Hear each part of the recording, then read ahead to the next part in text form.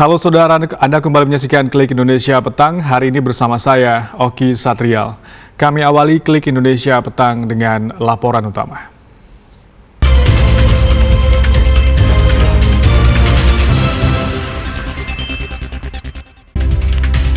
Jumlah korban tewas dan terluka akibat longsor tambang Gunung Kuda, Kabupaten Cirebon, Jawa Barat terus bertambah.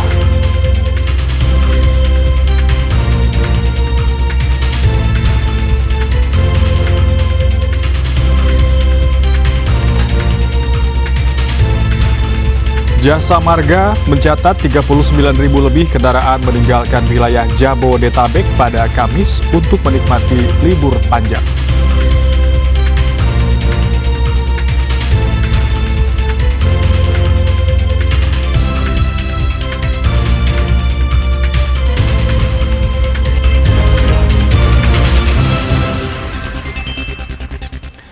Jumlah korban tewas dan luka-luka akibat longsor kawasan Tambang Batu Gunung Kuda, Desa Bobos, Kecamatan Duku Puntang, Kabupaten Cirebon, Jawa Barat pada hari ini terus bertambah. Kepala Pelaksana BPBD Kabupaten Cirebon, Denny Nur Cahaya mengungkapkan korban tewas dan luka-luka telah dibawa ke rumah sakit terdekat.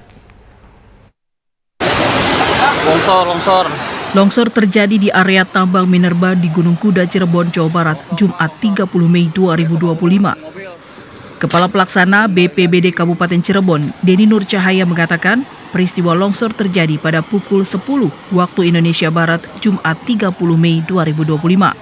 Saat itu tengah dilakukan proses aktivitas penambangan dan pengisian material ke truk. Saat ini tim SAR gabungan tengah melakukan pencarian penambang di area tambang minerba di Gunung Kuda, Cirebon, Jawa Barat. Namun upaya pencarian terkendala jenis material longsor yang didominasi batu besar. Hal ini membuat pencarian tidak bisa dilakukan secara manual. Selain itu, proses evakuasi berlangsung dengan penuh kehati-hatian sebab khawatir terjadi longsor susulan. Sementara penyebab pasti longsor masih dalam penyelidikan dan pihak berwenang akan terus memperbarui informasi terkait perkembangan evakuasi. Berdasarkan data Pusdalops BPBD Jawa Barat, terdapat 3 alat berat eskavator dan 6 unit kendaraan truk yang tertimbun material longsor. Ia memastikan penambahan alat berat kemungkinan dilakukan jika kondisi di lapangan memungkinkan. Jumlah korban tewas dan luka-luka akibat longsor kawasan Tambang Batu Gunung Kuda terus bertambah. Sementara itu, pihak kepolisian mengamankan area longsor besar di kawasan pertambangan Gunung Kuda, Desa Bobos, Kecamatan Duku Puntang, Kabupaten Cirebon, Jawa Barat. Pengamanan area dilakukan karena rawan terjadi longsor susulan. Untuk mengetahui informasi terkini proses pencarian penambang akibat longsor tambang Gunung Kuda Cirebon, Jawa Barat, kita bergabung dengan kontributor TVRI Makmur Hamdallah. Makmur, selamat petang. Sudah berapa jumlah korban tewas dan luka dan bagaimana dengan proses pencarian penambang akibat longsor di Gunung Kuda Cirebon, Jawa Barat ini hingga saat ini? Oke, dan juga pemirsa, proses evakuasi korban tertimbun longsor di Gunung Kuda di Desa Cipanas, Kecamatan Duku Puntang, Kabupaten Cirebon ini hingga petang ini dihentikan oleh tim SAR dari Basarnas, BPBD, Polri, dan juga TNI. Dan berdasarkan data yang kami update terkini, ini jumlah korban yang telah ditemukan ini sebanyak 12 orang meninggal dunia dan telah dievakuasi menuju ke rumah sakit. Selain itu juga kami berbincang dengan Dandim Kabupaten Cirebon yang menyatakan bahwa proses evakuasi ini dihentikan dan dilanjutkan esok hari. Oke. Ya. Hingga saat ini, Makmur, bagaimana dengan kemungkinan jumlah korban yang terus bertambah? Ada berapa orang yang sampai saat ini masih dilaporkan, belum ditemukan? Untuk data terkini, ini kita masih terus terkait berapa yang masih tertimbun. Diperkirakan atau diduga ini masih ada sekitar 5 orang pekerja para di lokasi kejadian dari BPBD, Basarnas, Baik, terima kasih Makmur Hamdallah melaporkan dari Cirebon. Kami akan tunggu informasi terbaru dari Anda terkait dengan longsor di Gunung Kuda, Cirebon, Jawa Barat. Selamat malam. Jawa Barat, Dedi Mulyadi menginstruksikan supaya galian berlokasi di Desa Cipanas, Kecamatan Duku Puntang, Cirebon, Jawa Barat untuk ditutup setelah menyebabkan longsor dan timbulnya korban jiwa. Gubernur Jabar, Dedi Mulyadi mengucapkan bela sungkawa atas musibah ini.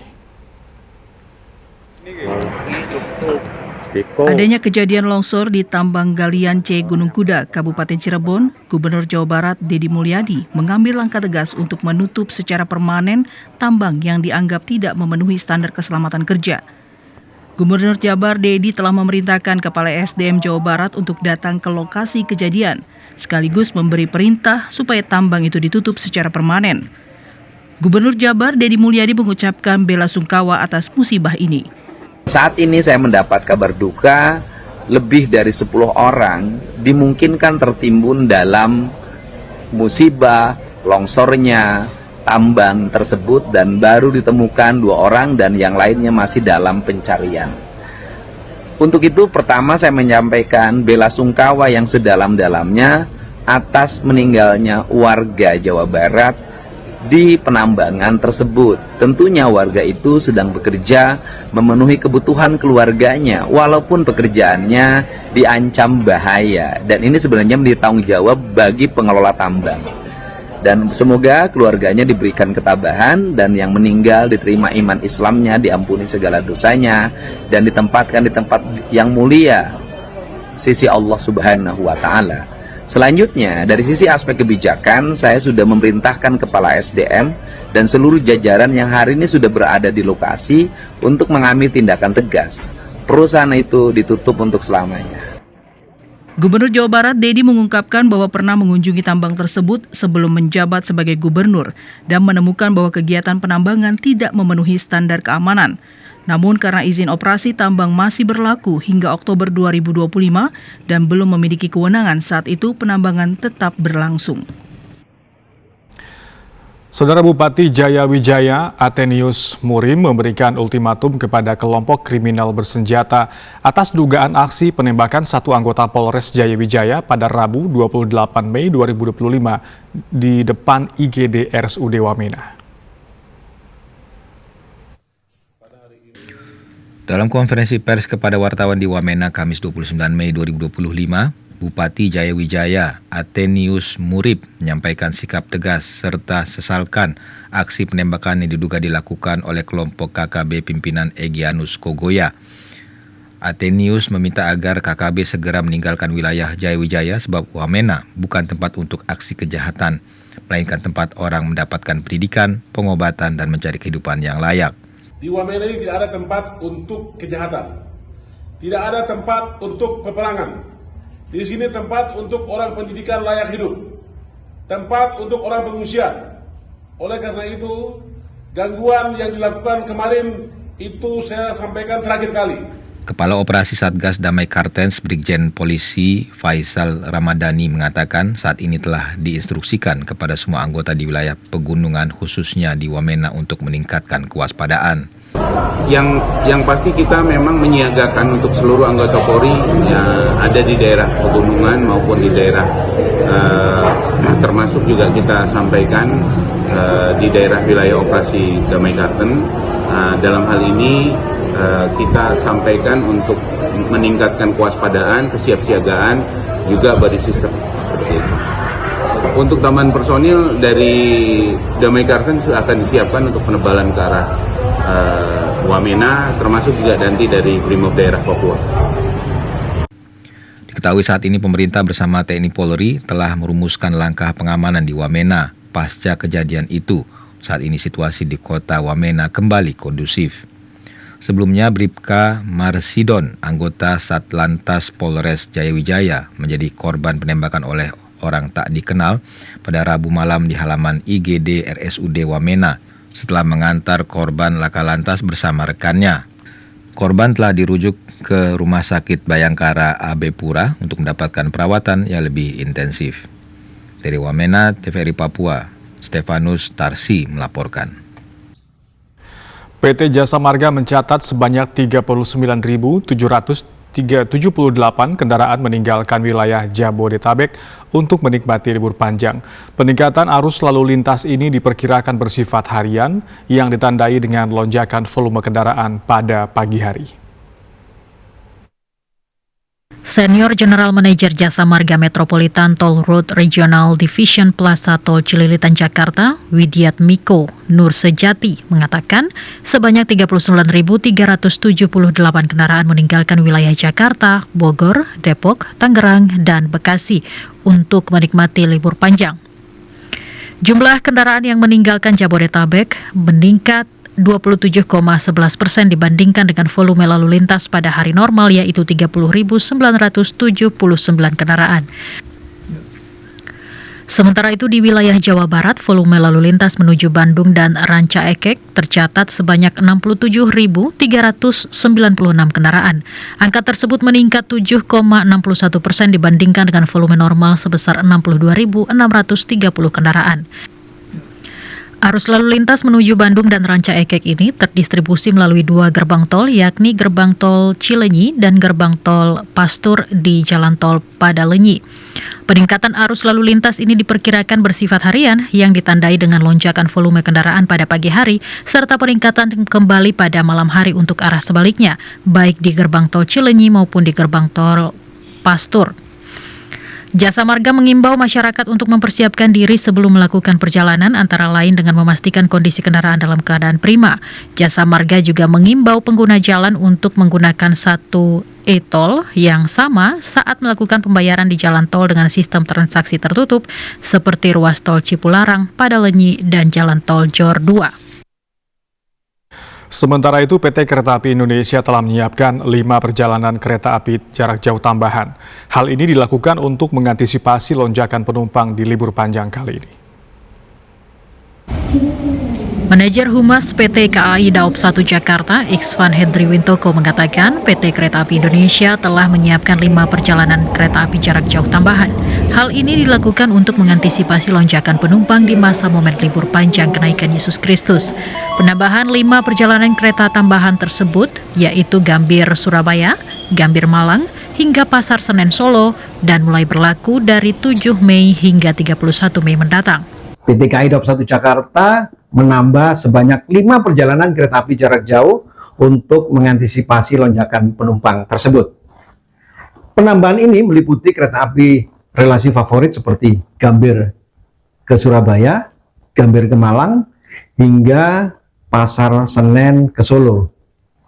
Operasional kereta api tambahan akan berlangsung pada tanggal 27 Mei hingga 31 Mei 2025. Manajer Humas Daop 1 Jakarta, Iksvan, juga menyebutkan sampai saat ini sebanyak 35.000 penumpang telah diberangkatkan melalui stasiun Daop 1 Jakarta dan sebanyak 116.000 tiket sudah habis terjual di momen tersebut. Sedangkan untuk tujuan favorit penumpang meliputi Yogyakarta, Surabaya, Solo, dan Malang. PT KCIC mencatat sebanyak 20.000 penumpang diberangkatkan melalui stasiun Halim, Jakarta Timur. Di masa libur panjang kenaikan Yesus Kristus, jumlah tersebut mengalami kenaikan secara signifikan dibandingkan pada hari biasa. General Manager Humas KCIC atau WUS, Eva Hairunisa, mengatakan telah mencatat sebanyak 20.000 penumpang diberangkatkan melalui stasiun Halim, Jakarta Timur di masa libur panjang kenaikan Yesus Kristus. Jumlah tersebut mengalami kenaikan secara signifikan dibandingkan pada hari biasanya. Ia juga menambahkan bahwa saat ini pembelian tiket secara online sangat disukai para pengguna WUS.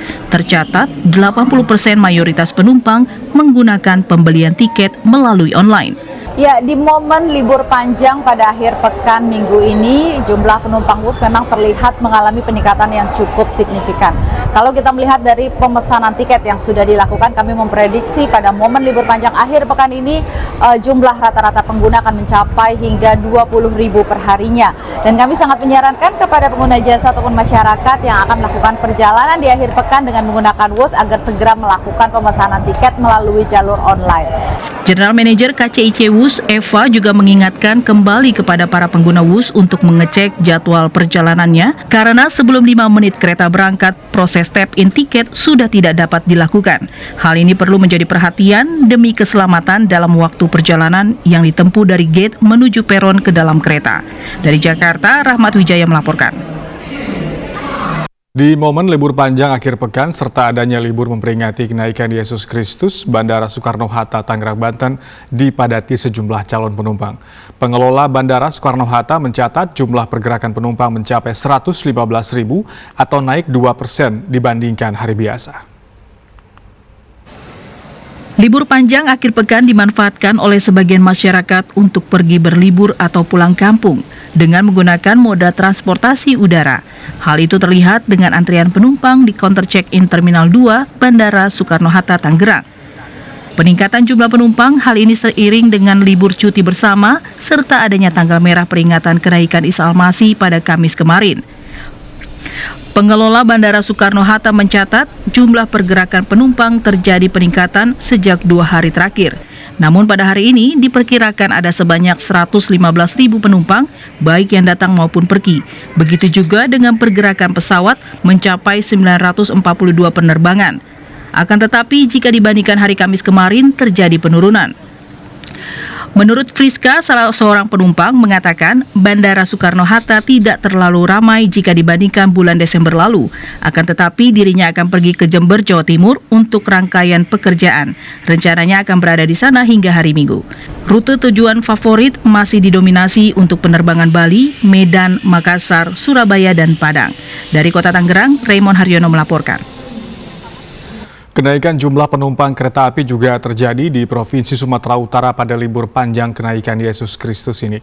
Informasi selengkapnya kita bergabung dengan Audra Andari Olinka dari Medan, Sumatera Utara. Audra, selamat malam. Berapa besar kenaikan jumlah penumpang kereta api di Sumatera Utara dalam momen libur panjang kali ini? Ya, selamat malam Oki dan juga pemirsa, dapat kami laporkan dari Sumatera Utara. PT Kereta Api Indonesia Divisi Regional 1 Sumatera Utara mencatat hingga hari kedua libur panjang terdapat 15.842 penumpang dengan tujuan yang berbeda, yang dimana jumlah ini mengalami peningkatan 34% dibanding pekan lalu, yakni 11.802 penumpang. Selain itu, seperti yang dikatakan oleh manajer Humas KAI Divisi Regional 1 Sumatera Utara, Asad Habibuddin, hingga pagi tadi sebanyak 30.845 tiket telah terjual dari 53.760 tiket yang telah disediakan oleh PT Kereta Api Indonesia untuk menghadapi libur panjang tersebut. Dan ditambah lagi tiket yang telah terjual tersebut setara 57% dari total kapasitas yang telah disediakan. Dan kereta api tersebut juga menghubungkan berbagai kota yang ada di Sumatera Utara, yakni Kota Medan, Kisaran, Tanjung Balai, Pematang Siantar, Tebing Tinggi, Lubuk Pakam, hingga Kota hingga Kota Rantau Prapat. Dan selain itu juga terdapat 8 perjalanan kereta api yang melintas di wilayah Aceh, dan dengan demikian terdapat 28 perjalanan kereta api yang akan beroperasi per hari selama masa libur panjang tersebut. Dan ditambah lagi bagi calon penumpang kereta api Sri Bila Utama dan Putri Deli, keberangkatan dari stasiun Medan dapat menggunakan layanan face recognition boarding gate, yang dimana keunggulannya penumpang tidak perlu lagi menunjukkan tiket dan ID card sehingga proses boarding lebih cepat dan juga praktis. Berikut kita simak pernyataannya.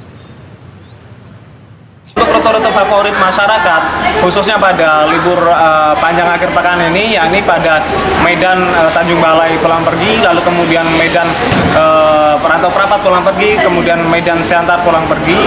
Dan kami selain rute-rute tersebut, masyarakat juga masih dapat menggunakan kereta api pada rute-rute yang lainnya.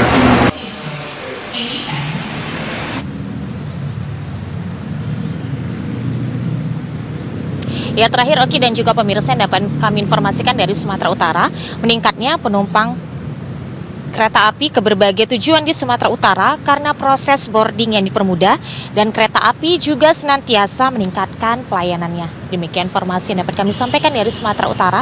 Kembali kepada Oki di studio di Jakarta. Baik, terima kasih Audra Olinka melaporkan langsung dari Medan, Sumatera Utara. Usai jeda, kami akan kembali dengan sejumlah informasi lainnya.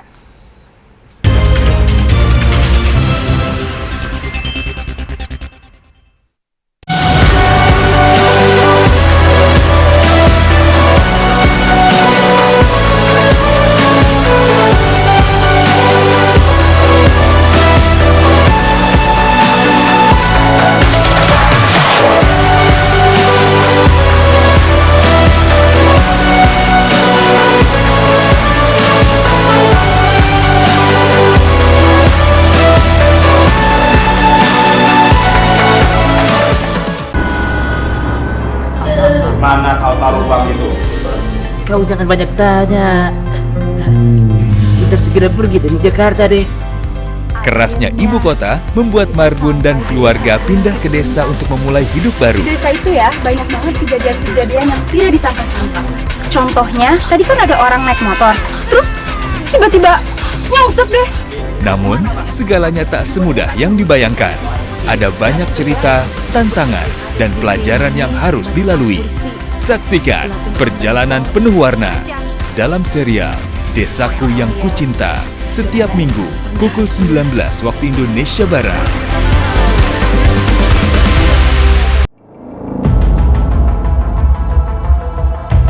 Setiap 60 detik ada perempuan dan anak yang mengalami kekerasan. Jika dibiarkan, akan merusak masa depan mereka. Laporkan jika terjadi di sekitar Anda. Negara menjamin melalui Undang-Undang Penghapusan Kekerasan dalam Rumah Tangga dan Undang-Undang Perlindungan Anak. Akhiri kekerasan terhadap perempuan dan anak.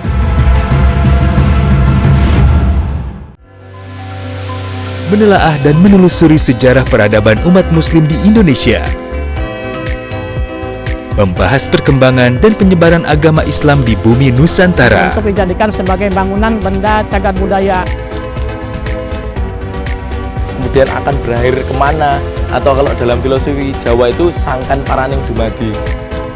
Jejak Islam setiap hari pukul 4 waktu Indonesia Barat.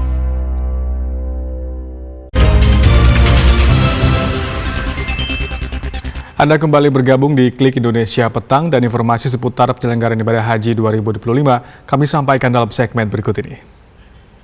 Labbaik Allahumma labbaik, labbaik la syarika laka labbaik, innal hamda wan ni'mata laka wal mulk la syarika laka.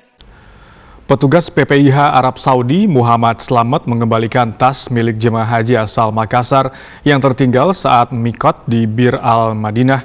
Tindakan ini menunjukkan komitmen PPIH dalam memberikan rasa aman dan nyaman bagi para jemaah.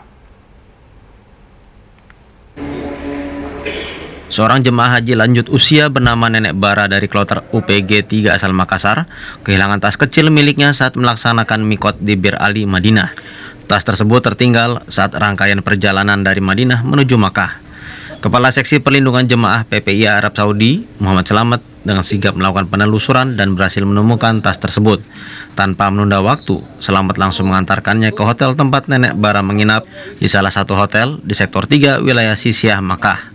Menurut keterangan petugas, tas yang dikembalikan berisi barang-barang penting seperti obat, sejumlah uang, dan dokumen pribadi. Nenek Bara terlihat senang dan terharu saat tasnya kembali. Dengan mata berkaca-kaca, ia mengucapkan terima kasih kepada petugas yang telah membantunya. Kemudian setelah ada informasi di Mekah, dan kebetulan petugas juga termasuk kita linjam dari Madinah itu kebetulan juga sampai di Makkah, maka saya mencari keberadaan jamaah melalui identitas yang ada. Kami koordinasi dengan Linjam Sektor 3 yang kebetulan ibu itu tinggal di Hotel Rashad Al Sahab ya, itu di Sektor 3, dan dari Linjam Sektor meng-share posisi hotel dan alhamdulillah kita temukan, dan kita alhamdulillah hari ini menemukan Ibu Bara, walaupun ya alhamdulillah dalam keadaan yang mungkin belum stabil, tapi alhamdulillah beliau sudah lumayan sehat. Nenek Bara adalah satu dari sekian banyak jemaah yang juga mengalami hal serupa. Dalam beberapa kasus lain, ada jemaah yang tertinggal dompet, tas kecil, koper, maupun perlengkapan pribadi lainnya. Sebagian besar barang tertinggal dapat ditemukan dan dikembalikan berkat kesigapan petugas dan kerjasama yang solid antar jemaah. Tindakan ini menunjukkan komitmen nyata PPIH dalam memberikan rasa nyaman dan aman bagi para jemaah haji Indonesia di Tanah Suci.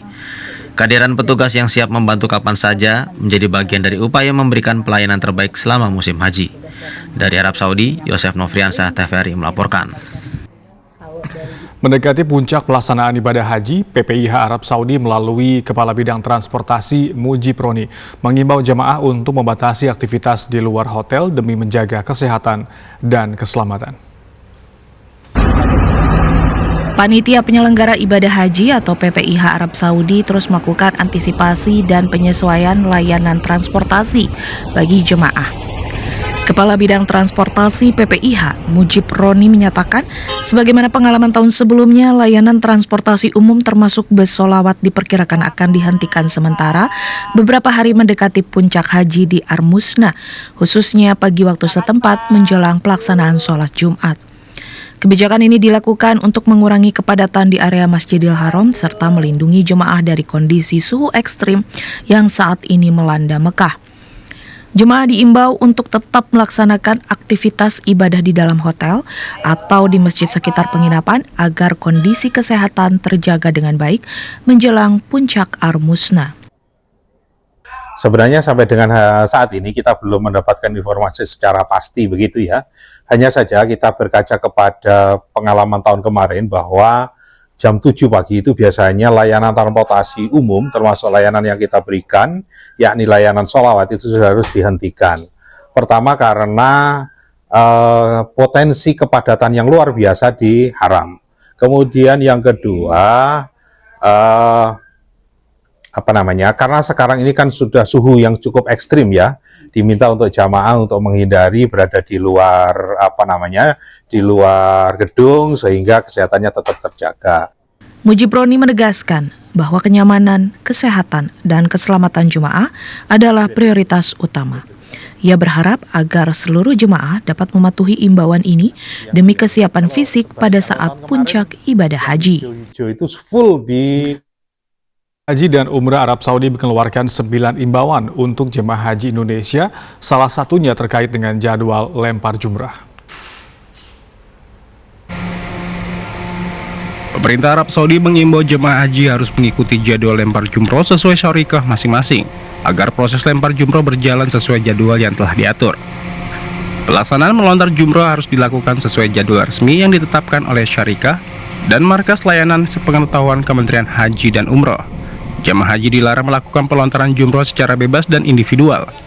Ketua PPIH Muklis Hanafi mengungkapkan, seluruh jemaah haji tidak boleh bergerak sendiri di Arafah, Musdalifah, dan Mina demi keamanan dan keselamatan. Pelaksanaan melontar jumroh harus dilakukan sesuai jadwal resmi yang ditetapkan oleh syarikah dan markas layanan sepengetahuan Kementerian Haji dan Umroh. Jadi, dilarang melakukan pelontaran jumroh secara bebas dan individual. Selain terkait lempar jumroh, Kementerian Haji dan Umroh Arab Saudi juga mengeluarkan 8 imbauan lainnya. Di antaranya, jemaah haji dilarang keluar tenda wukuf di Arafah dan tenda mabit di Mina pada siang hingga sore hari. Jemaah hanya dapat membeli dam lewat platform Adahi, dan petugas kloter diminta selalu mendampingi jemaah agar mudah dihubungi. PPIH mengharapkan jemaah haji Indonesia menjadi teladan dalam ketaatan terhadap aturan, ketaatan disiplin, dan menjaga citra positif bangsa Indonesia di mata dunia. Karena jemaah Indonesia merupakan 1/4 atau 25% dari total jemaah haji dunia. Dari Mekah, Al-Mukarramah, Yosef Nofriansah, TVRI melaporkan. Satu jemaah haji asal Kabupaten Sumbawa, Nusa Tenggara Barat meninggal dunia di Tanah Suci pada hari Kamis 29 Mei 2025 waktu Arab Saudi. Jemaah tersebut langsung dimakamkan di Tanah Suci. Salah satu jemaah haji asal Kabupaten Sumbawa, Nusa Tenggara Barat atas nama Siti Nurmah, 67 tahun, meninggal pada Kamis 29 Mei 2025 pagi hari waktu Arab Saudi di Rumah Sakit King Abdullah, Mekah. Almarhumah merupakan bagian dari kloter 08 yang diberangkatkan di bawah bimbingan Kementerian Agama Kabupaten Sumbawa. Kepala Seksi Haji dan Umroh Kantor Kementerian Agama Kabupaten Sumbawa, Ardi Suzami, menyampaikan duka mendalam atas kepergian salah satu jemaah haji asal Kabupaten Sumbawa. Jemaah haji yang meninggal merupakan warga dusun Aiboro, Desa Teluk Santong, Kecamatan Pelampang.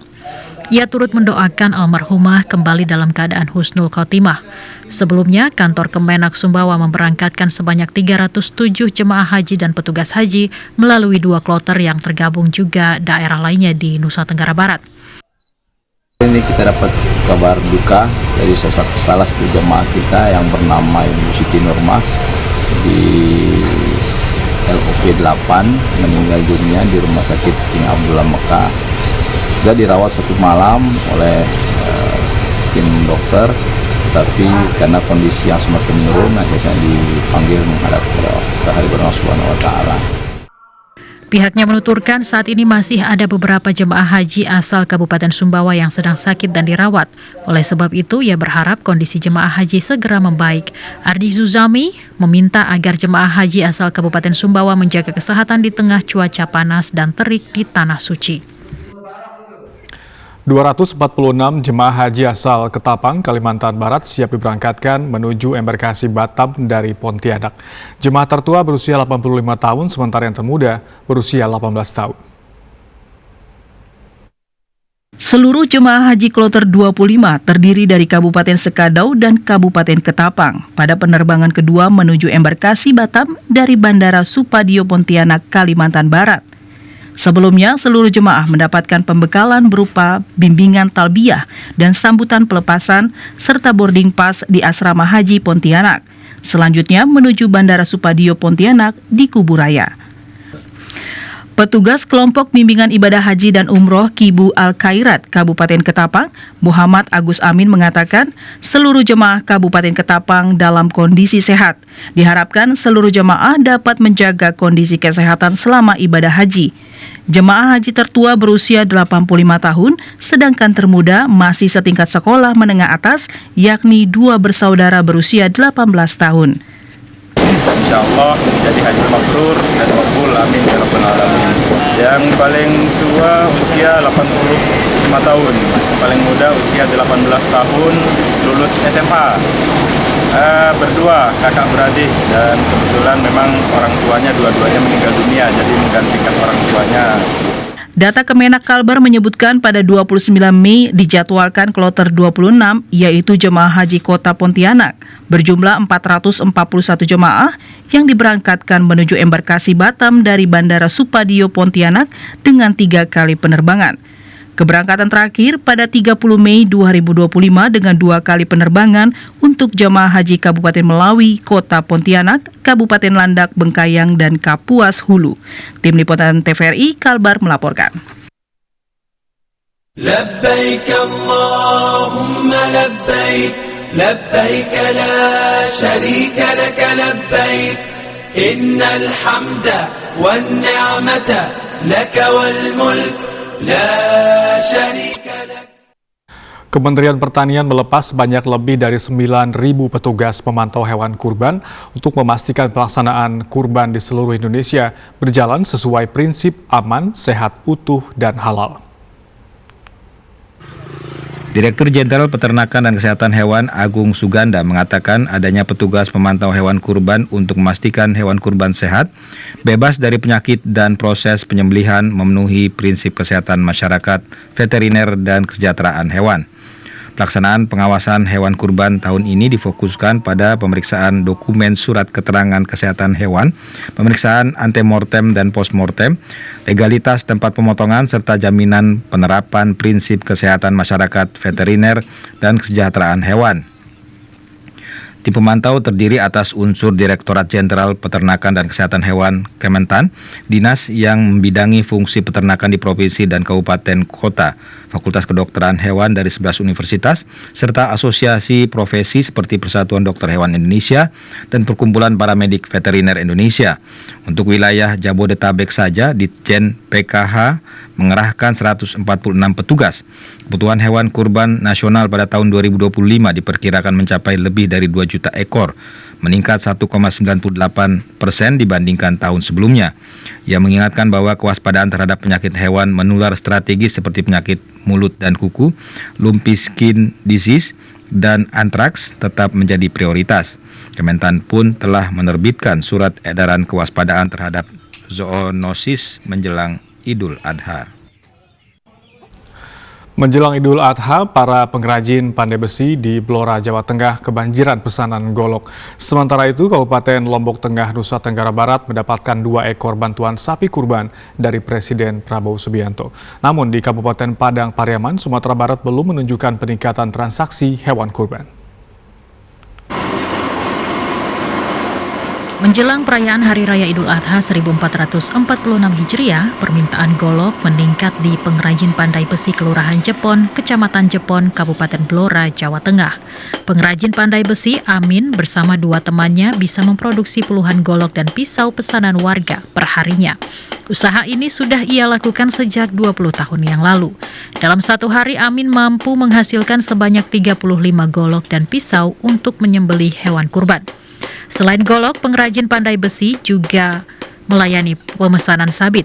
Hal ini lantaran di Kabupaten Blora memasuki musim panen padi kedua.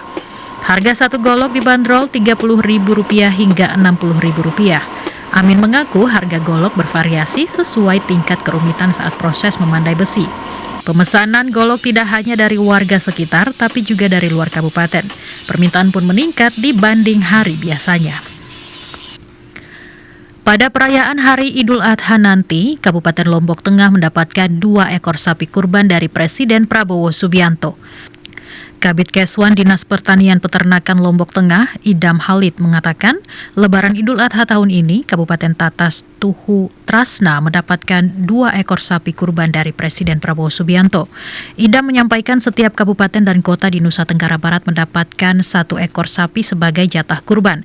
Namun tahun ini, jatah kedua yang semestinya diberikan untuk pemerintah provinsi dialihkan ke Kabupaten Lombok Tengah. Kedua ekor sapi memiliki bobot berbeda, yakni 1 ekor sapi dari peternak asal Kelurahan Sasake dengan berat 1 ton 50 kg. Kemudian 1 ekor sapi lainnya dengan berat 900 kg. Kedua ekor sapi kurban ini akan dipotong di Masjid Jamik Kota Praya dan salah satu masjid yang ada di Batujai Praya Barat. Ida mengatakan sapi dengan bobot 1 ton 50 kg akan dibagikan kepada kurang lebih 500 kepala keluarga. Sementara untuk sapi yang beratnya 900 kg akan dibagikan kepada kurang lebih 400 kepala keluarga. Sementara itu, berbeda dengan tahun-tahun sebelumnya, permintaan sapi kurban menjelang Idul Adha, transaksi jual beli sapi kurban melemah di Pasar Ternak Sungai Sariak, Kabupaten Padang Pariaman, Sumatera Barat. Kondisi itu terjadi akibat melimpahnya stok sapi kurban di pasar itu karena banyak pedagang yang masuk dari sejumlah daerah. Salah seorang pedagang sapi asal Kabupaten Pesisir Selatan, Asman, mengaku sapi kurban yang dibawa dari pesisir tidak laku dijual karena harganya yang jauh menurun. 1 ekor sapi yang modalnya sebesar 16 juta rupiah kini dihargai 14 juta rupiah oleh pembeli di pasar ternak, sehingga ia memilih untuk tidak menjual. Ia berharap sepekan menjelang Lebaran Idul Adha, harga sapi kurban bisa normal, karena kondisi saat ini membuat omsetnya turun bahkan merugi. Selain itu, ada beberapa faktor yang menyebabkan turunnya penjualan, salah satunya daya beli masyarakat yang menurun karena faktor ekonomi. Tren pembelian sapi secara online juga mempengaruhi penjualan langsung dari kandang. Usai jeda, kami akan kembali dengan sejumlah informasi lainnya.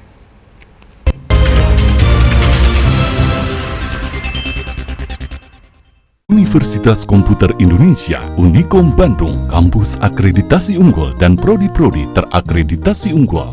Juara dunia WorldSkills Competition 2024, Prancis. Juara 1 SU Digital and ICT Competition 2023. Juara ASEAN Microsoft 2024. Juara dunia Kontes Robot Amerika Serikat 2024. Dan sederet prestasi lainnya. Raih prestasi unggul di kampus unggul. Unikom, World Class University.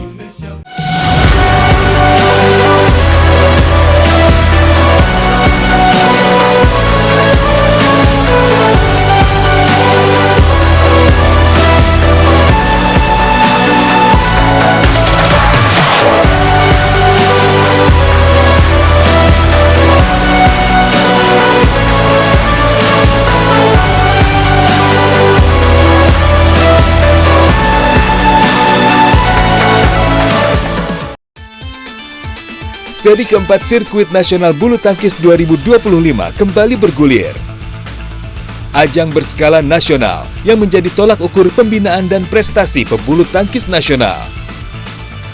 Saksikan seri keempat kategori A Sirkuit Nasional Jakarta, Sabtu 31 Mei 2025 pukul 10 waktu Indonesia Barat di TVRI Sport.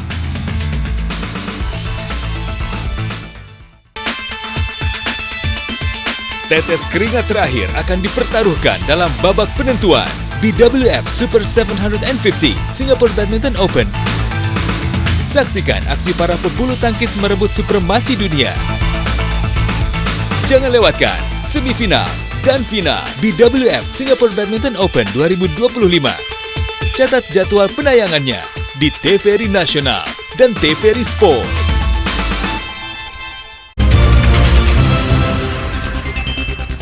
Anda kembali bergabung di Klik Indonesia Petang. Dinas Ketahanan Pangan Kota Kendari, Sulawesi Tenggara bersama dengan Bulog dan Badan Pangan memastikan stok pangan khususnya beras aman hingga beberapa bulan ke depan. Menjelang Hari Raya Idul Adha, Dinas Ketahanan Pangan Kendari terus melakukan pemantauan dan pengendalian harga komoditi pangan di pasar.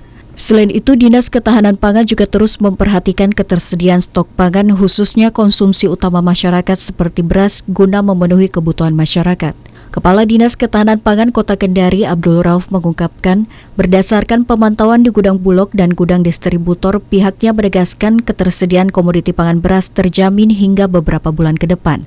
Apalagi saat ini Bulog juga membeli langsung ke pihak petani sehingga ketersediaannya cukup terjaga. Kalau kita melihat beras kita posisinya aman, biar 3 bulan ke depan stok di Bulog saya lihat ini cukup banyak.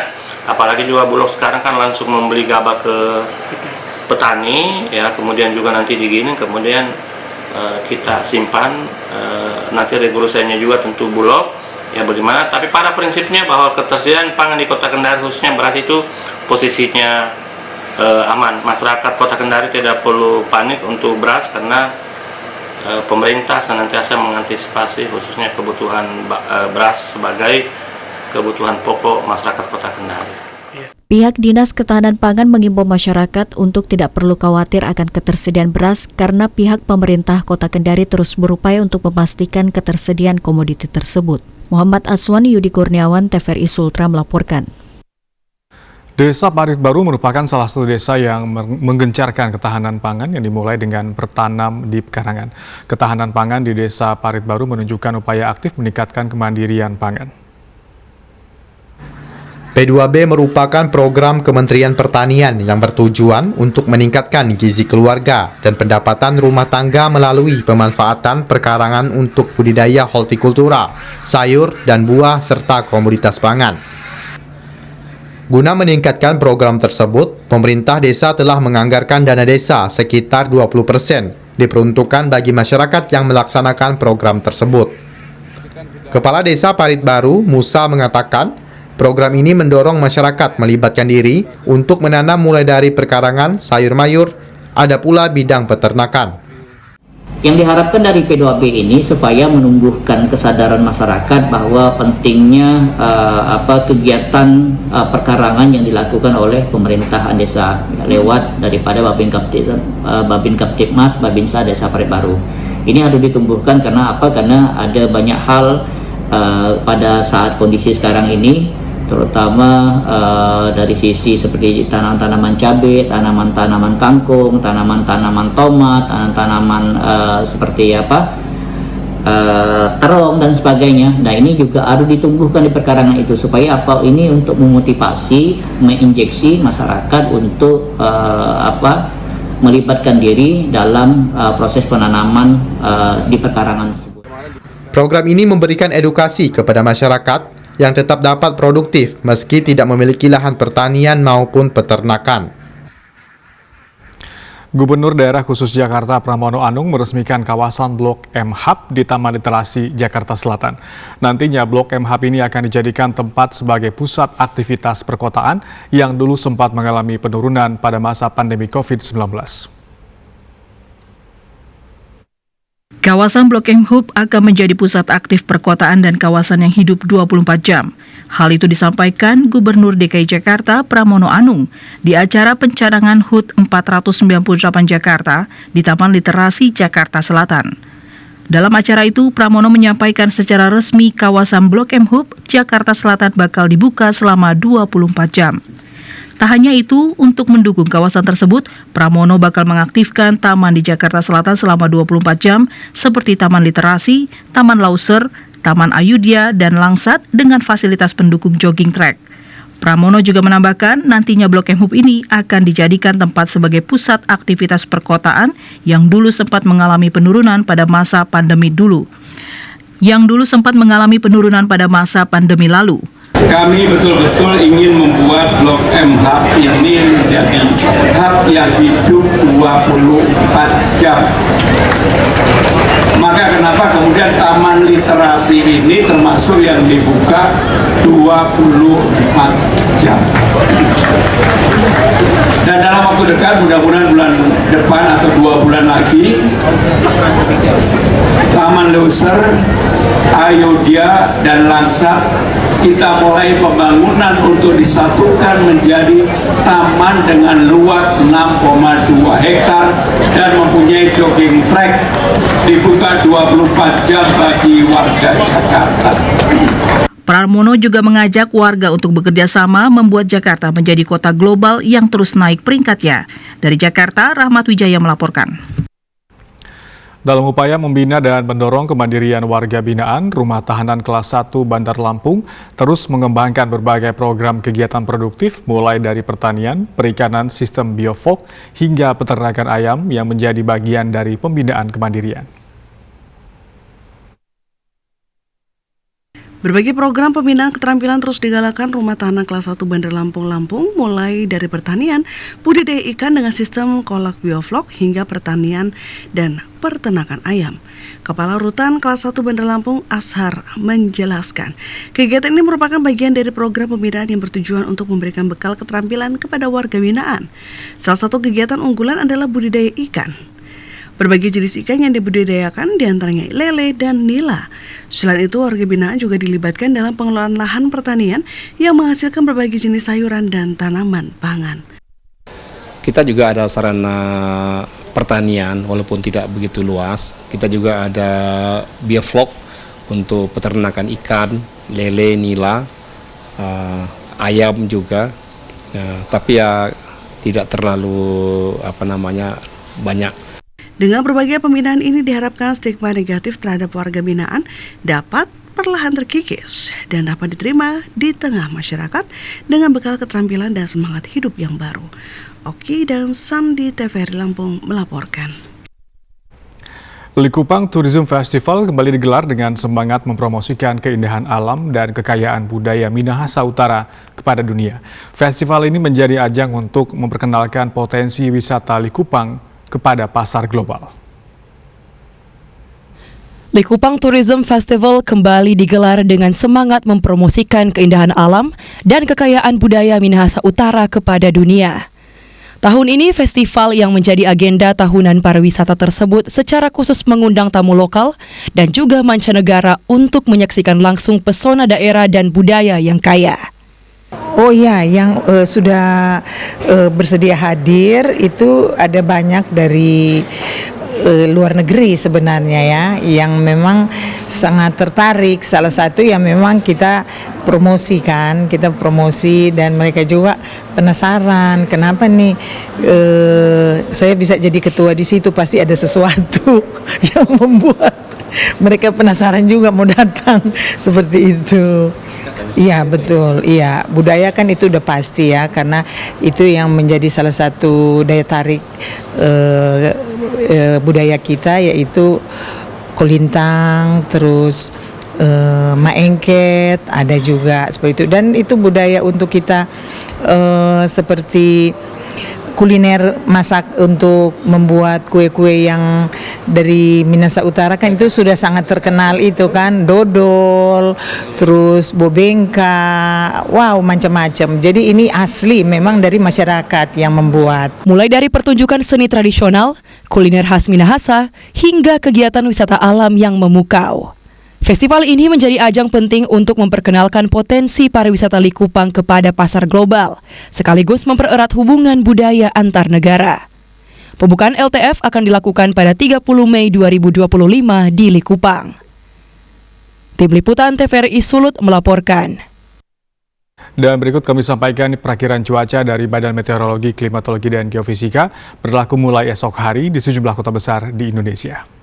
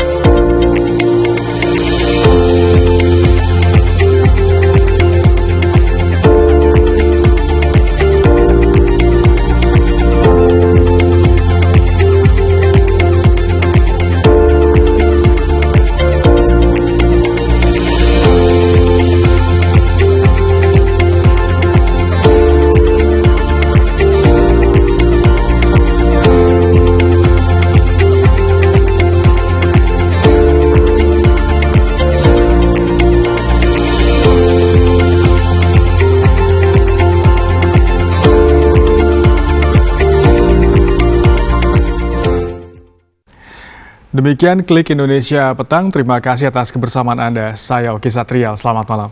Sampai jumpa.